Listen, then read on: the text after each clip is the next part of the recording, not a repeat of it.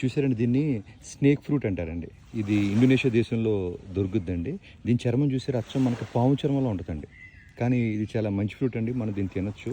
దీని తొక్క ఒలుచుకోవాలండి. చూసారా, ఇది పాము చర్మంలో ఉంటుంది.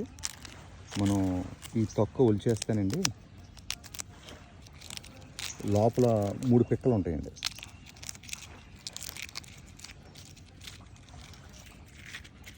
చూసారు, ఇది పాము చర్మలు ఎలాగుందో. ఇదిగోండి, మనం ఇది వైట్తో చూసారా, ఇది మనం తినొచ్చు అనమాట. ఈ లోపల మన గింజలు ఉంటే గింజలు పడేస్తామండి. ఈ పైన ఇది మనం తినేది. అయితే ఇదండి ఆరోగ్యానికి చాలా మంచిదండి. దీంట్లో బీటా కెరోటిన్ ఎక్కువ ఉంటుందండి. దానివల్ల మన కంటి ఆరోగ్యం బాగా మెరుగుపడుతుందండి. ఇంకా దీంట్లో ఫైబర్ ఎక్కువ ఉంటుంది, దానివల్ల డైజెషన్ బాగా జరుగుతుందండి. దీనివల్ల మనకి బ్రెయిన్ మెమరీ బాగా పెరుగుద్ది. దీంట్లోని యాంటీ ఆక్సిడెంట్స్, పాలిఫినాల్స్ వల్ల బ్లడ్ షుగర్ లెవెల్స్ బాగా రెగ్యులేట్ అవుతాయండి.